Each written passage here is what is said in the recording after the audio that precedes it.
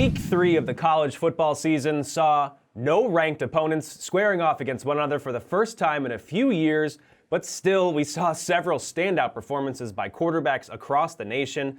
Most notably here was started off Sam Ehlinger at Texas. Yes, they played Rice. Yes, they won convincingly, but Ehlinger was decisive in his reads. He was great across the field. 92.6% of his passes were deemed catchable, a strong mark.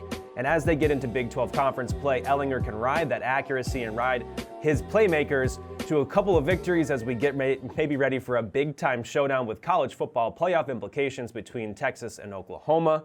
Another team, another player, yes, they played Northwestern State, but Joe Burrow of LSU, fresh off their win over Texas, was sharp. He targeted his passes 66.7% of the time past the first down sticks. He averaged 15.5 yards per attempt. Again, he was also sharp, but yes, Northwestern State did not pose much of a challenge. They did hold it tight for the first half, but LSU pulls away. Burrow, a big reason why. Another big game, and no reason to take him from the top of the Heisman list right now after Week 3.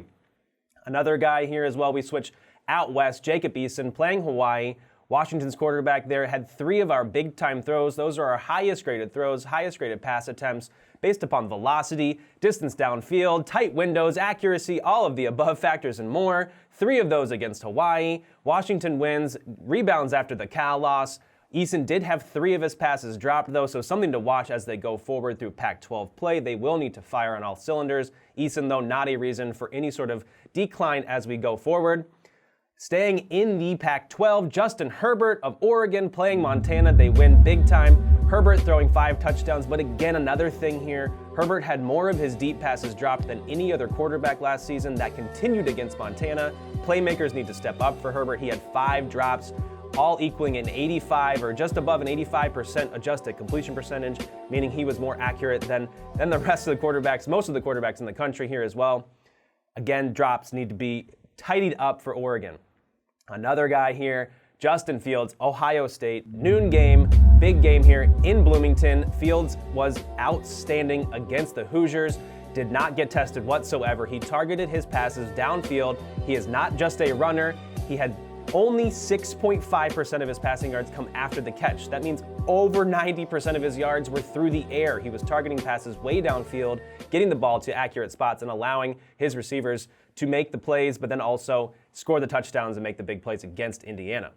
Another guy here too, another transfer quarterback, Jalen Hurts at Oklahoma. Big game against UCLA. Sure, not tested. UCLA's defense not really that good. We've seen before, but Lincoln Riley, head coach at Oklahoma, is pitting the strengths of Hurts into the offense here. He's getting them to the strengths of Hurts and allowing him to do what he does best. He had 79 yards on designed carries on the ground, another 78 coming on scrambles. Hurts is a dual threat, and again, pushing Burrow maybe for 1 and 2 at the Heisman rankings. Jake Fromm, the guy who made all these transfers happen, talking about Fields and Eason at Georgia against Arkansas State. A big game there, did not really test the ball down the field as they handed Arkansas State a loss in their pink out game. Running backs doing a lot of the work, but Fromm was awesome. Almost a perfect passer rating, 12.1 yards per attempt through the air as well. Eason, Fields, Fromm, all big games from these Georgia quarterbacks. Another guy here, though, now, Trevor Lawrence was the leader of the Heisman, the off-season Heisman winner, not performing too well this season so far through 3 weeks. Did have a bounce-back game against Texas A&M. Clemson gets the big victory against Syracuse, but Lawrence now on the season has 7 turnover-worthy passes. Those are our lowest-graded passes, those that should be intercepted or turned over, whether they are or not. 7 on the season. He had 5 all of last year. Concerning as they get into ACC play, there may be a few weaknesses in Lawrence's game that we didn't see last year. Another guy here, also atop the list of the Heisman rankings, Tua Tagovailoa. Alabama, yes, South Carolina upset them the last time they were in Columbia, but this is not the case this season. Tua, those receivers dominated. Tua only averaged 5.8 yards past the line of scrimmage per pass attempt, allowed his receivers to get the ball in space and do what they do best, running past defenders at ease. 80% of Tua's yards came after the catch. Receivers doing the most of the work there against South Carolina, but they get away with the big victory. Another guy here, not maybe the most prolific passer, and we'll round it out with Khalil Tate facing Texas Tech. The Arizona quarterback, only a 64.6 passer rating, but he did have 139 yards on the ground. He forced 5 missed tackles, and he gained 83 of those yards after contact. Tate is a true awesome runner, but also if he can put together some solid passing games here in the Pac-12, Arizona can make some noise. There it is, though, your quarterback roundup. 10 of the biggest names in the game, not tested, but performing at a high level in Week 3. You want to get rid of me and get back to more great PFF YouTube content? All you have to do is push that button right there and subscribe. Thanks for watching.